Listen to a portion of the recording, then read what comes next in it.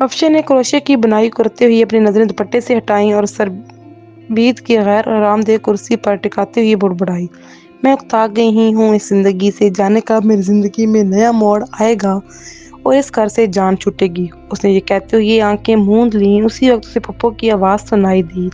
افشاں، ریحان عالم نے جو کپڑے کڑائی کے لیے دیے تھے ان کا کام مکمل کر لیا، وہ آتا ہی ہوگا لینے۔ جی پھپھو، بس آخری دوپٹے پر کام کر رہی ہوں، تھوڑا سا ہی رہ گیا ہے، کہتے ہوئے اس کے ہاتھ جلتی جلتی بنائی کرنے لگے۔ خدا کرے تمہاری شادی ہو جائے تو تم بھی سکون کی زندگی گزارو، دن رات کمائی کے چکر میں پڑی رہتی ہو۔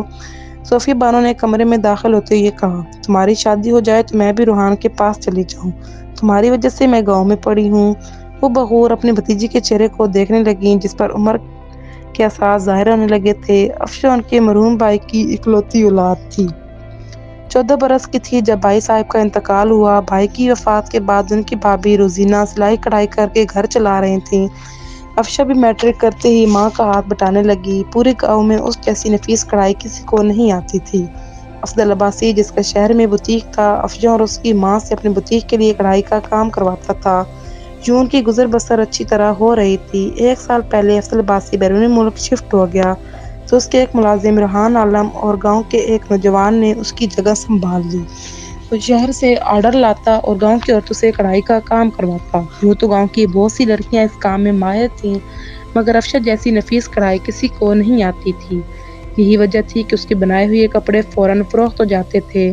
1.5 سال قبل اس کی ماں کا بھی انتقال ہو گیا تو اس کی بیوہ پھوپھی جو اپنے بیٹے کے ساتھ رہتی تھیں اس کے پاس آ گئی۔ تب سے وہ اس کوشش میں تھی کہ کسی طرح اس کی شادی ہو جائے، مگر ابھی تک وہ کامیاب نہیں ہو پائی تھیں۔ ریحان عالم جب دعا کے باپ سے ملاقات کر کے اس کے گھر سے نکلا تو اس کا منہ لٹکا ہوا تھا۔ اسے پوری امید تھی کہ دعا کے والد احتشام الدین اس کے رشتے کو قبول کر لیں گے، مگر انہوں نے شرط ہی ایسی رکھ دی تھی کہ وہ الٹے قدموں لوٹ گیا۔ ریحان عالم کا واسطہ جن لڑکیوں سے پڑا تھا ان میں سے دعا سب سے زیادہ حسین تھی۔ وہ 18-19 برس کی دوشیزہ تھی، رنگ سانولا مگر قد و قامت اور چہرے کے نقش دلکش اور پرکشش تھے۔ وہ اپنے دوست راجو کی شادی میں شرکت کرنے اس کے گاؤں گیا تھا، جہاں اسے دعا مایوں کی تقریب میں لڈی ڈالتی نظر آئی تھی۔ پہلی ہی نظر میں اپنا دل ہار بیٹھا تھا۔ دعا سے مختصر سی ملاقات میں ریحان عالم نے بھانپ لیا کہ وہ بھی اسے پسند کر بیٹھی ہے۔ صورت شکل سے ریحان عالم کوئی برا نہیں تھا۔ دراز قد، گوری رنگت، پھیکے نقوش اور بڑی بڑی آنکھیں اسے خوبصورت بنانے کے لیے کافی تھیں۔ شادی کی تقریب کے بعد بھی ان کی چند ملاقاتیں ہوئیں اور وہ دعا کی خواہش پر رشتہ لے کر اس کے گھر پہنچا، مگر دعا کے باپ نے ٹکا سا جواب دیتے ہوئے کہا کہ اپنی بیٹی کی شادی اس صورت میں اس کے ساتھ کریں گے جب وہ انہیں شادی کے بدلے 20 لاکھ کی رقم پیش کرے گا۔ ریحان عالم یہ سن کر حیران رہ گیا تھا کہ یہ کیسا باپ ہے جو بیٹی کے بدلے میں اس سے رقم چاہتا ہے، مگر احتشام الدین نے اپنی لالچ کو خوبصورت لبادہ پہناتے ہوئے مزید کہا، دیکھو ریحان عالم، میں تم جیسے غیرے کو اپنی بیٹی کا ہاتھ نہیں سونپ سکتا۔ تم کون سا میرے خاندان سے ہو جو تم پر میں آنکھیں بند کر کے بھروسہ کر لوں؟ کل کو تمہارا دل کسی اور لڑکی پر آ گیا تو؟ لیکن چاچا، یہ خاصی بڑی رقم ہے، میں غریب کہاں سے اتنی رقم لاؤں گا؟ ریحان عالم گڑ گڑایا، رقم کا بندوبست کرنا تمہارا کام ہے، ورنہ دعا کے لیے رشتوں کی کوئی کمی نہیں ہے۔ ٹھیکیدار عمر بخش بھی اس سے شادی کرنا چاہتا ہے اور بدلے میں بہت کچھ دینے کو تیار ہے، وہ تیز لہجے میں بولا۔ بات نہ بندے دیکھ کر ریحان عالم وہاں سے اٹھ گیا۔ وہ کھیتوں سے ہوتے ہوئے گاؤں کی حدود سے نکلنے والا تھا کہ اس کا سامنا دعا سے ہو گیا۔ وہ مٹکا ہاتھ میں لیے ندی کی طرف جا رہی تھی۔ دعا نے چور نگاہوں سے چاروں طرف دیکھا اور تیکھی نظروں سے اسے گھائل کرتے ہوئے بولی، تم مجھ سے ملے بغیر جا رہے ہو تو کیا کروں؟ یہاں میری دال گلنے والی نہیں، دیکھا نہیں تم نے اپنے باپ کو، اسے پیسوں کا کتنا لالچ ہے؟ ریحان عالم نے اپنے غصے پر قابو پاتے ہوئے کہا، اگر میرے باپ نے تم سے شادی کے عوض کچھ رقم مانگ لی تو کون سا گناہ کر دیا؟ آخر اس نے مجھ کو پال پوس کر اتنا بڑا کیا ہے، بدلے میں وہ بھی باقی زندگی آرام سے گزارنا چاہتا ہے تو اس میں کیا برائی ہے؟ بہت خوب، اب میں سمجھا، پیسے کی لالچ صرف باپ کو ہی نہیں بیٹی کو بھی ہے۔ تم کسی بازار میں کیوں نہیں بیٹھ جاتی جہاں تمہارے لالچی باپ کو منہ مانگے دام ملے؟ ریحان عالم کی بات پر دعا برا ماننے کے بجائے کھلکھلا کر ہنس پڑی، پھر گویا ہوئی، ویسے بات تو تم نے ٹھیک کہی ہے، مگر تم جو مجھے لالچی سمجھ رہے ہو یہ بالکل غلط ہے۔ مجھے تم سے کسی قسم کا لالچ نہیں، میں تو صرف تمہاری محبت چاہتی ہوں۔ اگر تمہارے پاس میرے بابا کو پیش کرنے کے لیے رقم نہیں ہے تو بھول جاؤ مجھے، میں ہرگز نہیں چاہوں گی کہ تم میری خاطر اپنی زمین بیچو۔ حالانکہ ریحان عالم کے پاس کوئی زمین جائیداد نہیں تھی، لیکن نازو انداز سے کہتی دعا کے سامنے اس نے اپنی حیثیت ظاہر نہیں کی اور بولا، تم کچھ دن صبر کرو، میں کوئی بندوبست کرتا ہوں، لیکن یہ نہ ہو کہ جب تک میں رقم کا انتظام کروں تمہارا باپ تمہاری شادی کسی اور سے کر دے۔ اب اتنی جلدی تم میری شادی کرنے سے رہا؟ میں تمہاری راہ دیکھ رہی ہوں، تم جلد لوٹ کے آؤ گے نا؟ اس کی پوچھنے پر روحان عالم نے اس بات میں سر ہلایا، چند لمحوں کے لیے دعا کی آنکھوں میں ڈوب گیا۔ افشا کا بڑا دل چاہتا تھا کہ کبھی شہر کی دنیا بھی دیکھے، مگر اس کو اپنی آرزو پوری ہوتی نظر نہ آتی تھی۔ بچپن ہی سے وہ ایک صابر لڑکی تھی جو اپنی بہشتی ماں کے اشارے پر چلتی۔ اس کی ماں کو سیر و تفریح سے خدا واسطے کا بیر تھا۔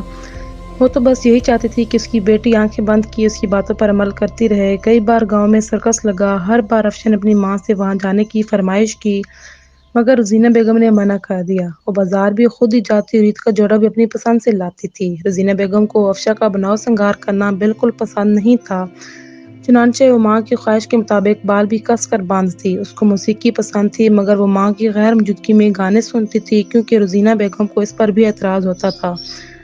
تاہم اب ماں کی وفات کے بعد وہ کبھی کبھار موسیقی سے دل بہلا لیا کرتی تھی۔ اس دن بھی وہ غزل سن رہی تھی کہ دروازے پر دستک ہوئی تو اسے مجبوراً اٹھنا پڑا۔ صوفیہ بانو اس وقت بازار گئی ہوئی تھیں۔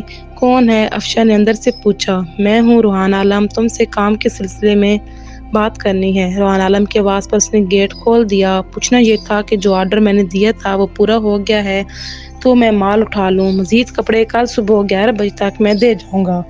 3 قمیضیں اور 2 دوپٹے ارجنٹ تیار کرنے ہیں، ایک ہفتے میں۔ اس نے تفصیل بتائی۔ تم نے کیا مجھے مشین سمجھ رکھا ہے؟ اتنی جلدی کڑھائی کرنا کیا مذاق ہے؟ آنکھیں دکھ جاتی ہیں۔ اب میں ایک شرط پر کام کروں گی کہ تم معاوضہ بڑھا دو۔ اس کے انداز پر روحان عالم ہنس دیا اور بولا، مجھے تمہاری شرط منظور ہے۔ اب تو خوش ہونا، میں کپڑوں کا شاپر لاتی ہوں۔ وہ اس کی نظروں سے گھبرا کر گئی تو وہ گویا ہوا۔ افشا، آج موقع ملا ہے مجھے تم سے دل کی بات کہنے کا۔ میں تم سے شادی کرنا چاہتا ہوں۔ افشا اس کی پیشکش پر حیران رہ گئی، پھر وہ مشکل بولی، دل لگی کرنے کے لیے تمہیں کوئی لڑکی نہیں ملی جو تم مجھے شادی کی پیشکش کر رہے ہو؟ میں عمر میں تم سے بڑی ہوں تو کیا ہوا، مجھے چھوٹی عمر کی لڑکی نہیں، تمہارے جیسی سمجھدار ہمسفر چاہیے۔ اس سے پہلے کہ وہ کچھ کہتی، سامنے سے صوفیہ بانو آتی دکھائی دیں اور وہ بکلاتے ہوئے اندر چلی گئی۔ خالہ نورین کے سامنے روحان عالم نے اپنی خواہش کا اظہار کیا تو وہ حیران رہ گئیں۔ جہاں تک مجھے علم ہے تم پڑوس کے گاؤں کی لڑکی دعا سے رشتہ کرنا چاہتے تھے، وہ تمہیں بے حد پسند ہے۔ پھر اچانک افشا کہاں سے آ گئی؟ اور اس کا تمہارے ساتھ کوئی جوڑ نہیں، وہ تم سے 4-5 برس بڑی ہوگی، تعلیم بھی اس کی کم ہے، تم انٹر پاس ہو میٹرک، شکل و صورت بھی تمہاری اس سے اچھی ہے، وہ تمہارے ساتھ ذرا بھی نہیں جچے گی۔ نورین خالہ کے لہجے میں تمسخر تھا۔ خالہ، میں دعا کے باپ کی شرط آپ کو بتا چکا ہوں، 20 لاکھ روپے جمع کرتے میری ساری عمر گزر جائے گی۔ اس سے بہتر یہ نہیں کہ میں افشا سے شادی کر لوں، ویسے بھی یہ کون سی میری پہلی شادی ہے۔ بس چپ کرو، پہلی شادی کا ذکر نہ کرو، گاؤں میں کسی کو نہیں معلوم اس شادی کا۔ ویسے ایک سے ایک خوبصورت لڑکیاں یہاں موجود ہیں، گوری، کم عمر، تمہیں پسند آئی بھی تو وہ بڑبڑانے لگیں، لیکن اسے سمجھا ہی سکتی تھیں، کوئی زور زبردستی نہیں کر سکتی تھیں۔ وہ ان کی مرحومہ بہن کی اولاد تھا۔ ماں کی موت کے بعد اس کے باپ نے دوسری شادی کر لی تو وہ خالہ کے پاس آ گیا۔ اگلے ہی دن وہ افشا کے گھر روحان عالم کے رشتے کی بات کر آئیں۔ یوں 1 ماہ کے اندر ان دونوں کی شادی ہو گئی۔ شادی کے بعد روحان عالم افشا کے گھر منتقل ہو گیا تھا۔ اب وہ زیادہ دل جمعی سے اپنا کام کرنے لگا۔ اس کا بیشتر وقت شہر سے آرڈر لانے میں صرف ہوتا۔ افشا کو شادی کے بعد بھی آرام نہ ملا۔ وہ اب بھی پہلے کی طرح کڑھائی میں مصروف رہتی۔ شہر میں ایک چلتا ہوا بوتیک فروخت ہو رہا ہے، میں اسے خریدنے کا سوچ رہا ہوں۔ ایک دن روحان عالم نے شہر سے واپسی پر بتایا، ہمارے پاس اتنے پیسے کہاں جو ہم بوتیک خرید سکیں۔ اس کے لیے تو خاصی بڑی رقم چاہیے ہوگی۔ وہ بولی، ہم کون سا دکان خرید رہے ہیں، دکان تو کرائے کی ہے، البتہ اس میں سامان موجود ہے، دکان چلتی ہوئی ہے، اسی وجہ سے سامان کی ویلیو ہے۔ مالک 20 لاکھ مانگ رہا ہے، میں سوچ رہا ہوں سودا برا نہیں، ہم اس گھر کو بیچ کر شہر میں کرائے کے مکان میں شفٹ ہو جاتے ہیں۔ تمہارا دل نہیں چاہتا کہ ہم اس گاؤں سے نکلیں وہ کراچی میں ایک خوشحال زندگی کا آغاز کریں؟ افشا سوچ میں پڑ گئی۔ وہ خود گاؤں کے ماحول سے نکلنا چاہتی تھی، مگر گھر فروخت کرنے کے لیے اس کا دل آمادہ نہ تھا۔ روحان عالم کے پاس کوئی جائیداد تو تھی نہیں جو کہتی کہ وہ خود بندوبست کرے۔ آخر کئی دن سوچ بچار کے بعد وہ گھر بیچنے پر راضی ہو گئی۔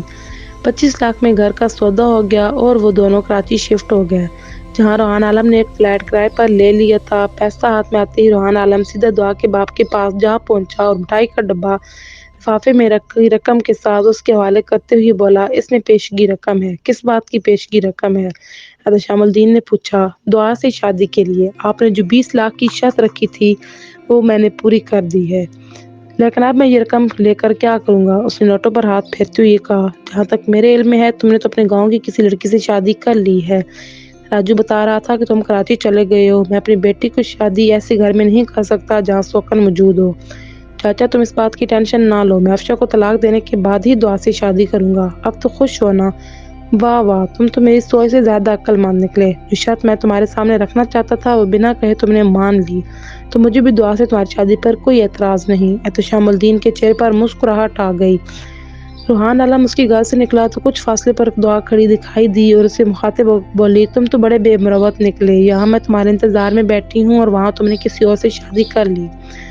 ایسا نہ کرتا تو کیا کرتا؟ تمہیں پانے کے لیے شارٹ کٹ اپنانا پڑا۔ تمہارے باپ کی ڈیمانڈ پوری کرنا میرے لیے بہت مشکل کام تھا۔ خیر تم فکر نہ کرو، میں افشا کو طلاق دے دوں گا۔ تمہارے بابا سے بات ہو گئی ہے، بس تم 1 مہینہ اور صبر کر لو۔ مجھے اسے طلاق دینے کے لیے کوئی بہانہ چاہیے۔ جہاں تم نے مہینوں میرا انتظار کیا وہاں 1 مہینہ اور صبر کر لو۔ روحان عالم نے اس کے ہاتھ اپنے ہاتھوں میں لیتے ہوئے کہا، اچھا چلو، تمہاری خاطر اور صبر کر لوں گی۔ وہ ایک انداز سے بولتے ہوئے مسکرا دی۔ آپ اپنے گھر کے دروازے سے کان لگائیں، کیا سن رہے ہیں؟ روحان عالم کی پڑوسی نے اسے مشکوک انداز میں اپنے گھر کے دروازے سے کان لگائے دیکھا تو پوچھ بیٹھا، میں کچھ دیر قبل کام سے لوٹا ہوں اور اندر میری بیوی کسی مرد سے باتوں میں مصروف ہے۔ اس کی پڑوسی دلاور نے اسے بے یقینی سے دیکھا اور دبی آواز میں بولا، کیا کہہ رہے ہو؟ اپنی بیوی پر اتنا گھناؤنا الزام لگا رہے ہو؟ تم خود سن لو، کسی مرد کی باتوں کی آواز آ رہی ہے۔ دروازہ اندر سے بند کر رکھا ہے تاکہ ہم اس کی کرتوت نہ جان سکیں۔ دلاور نے یہ سنتے ہی اپنے کان دروازے سے لگا دیے۔ ہاں آواز تو آ رہی ہے کسی کی باتیں کرنے کی۔ چند منٹ بعد وہ بولا، پھر مزید گویا ہوا، آپ کھڑے کیوں ہیں؟ دروازہ کھٹکھٹائیں۔ چہرے پر حد درجے معصومیت سجائے روحان عالم نے فوراً اس پر عمل کیا۔ افشاں دروازہ کھولو، کون ہے اندر؟ اس نے جان بوجھ کر اونچی آواز میں چیختے ہوئے دروازے پر لات ماری تاکہ جن پڑوسیوں کو معلوم نہ ہو انہیں بھی پتہ لگ جائے۔ کھولو، مجھے بھی پتہ چلے تمہارے ساتھ کون ہے۔ اس نے بیل پر ہاتھ رکھتے ہوئے مزید کہا۔ دروازہ ایک جھٹکے سے کھلا۔ سامنے کھڑی افشا کے پیچھے روحان بیگ اٹھائے کھڑا تھا۔ خیریت تو ہے؟ کیوں چلا رہے ہو تم؟ اس کے سوال کو نظر انداز کرتے ہوئے روحان عالم دلاور کو ساتھ لیے اندر داخل ہوا اور روحان سے مخاطب ہو کر بولا، تم یہاں کیا کر رہے تھے میری غیر موجودگی میں؟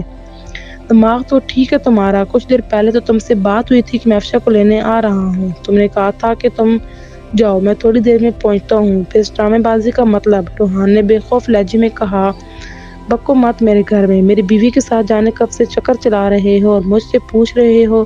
دفع ہو یہاں سے۔ روحان عالم نے آگے بڑھ کر اس کا گریبان پکڑ لیا۔ دلاور نے بڑی مشکل سے اسے پیچھے کھینچا۔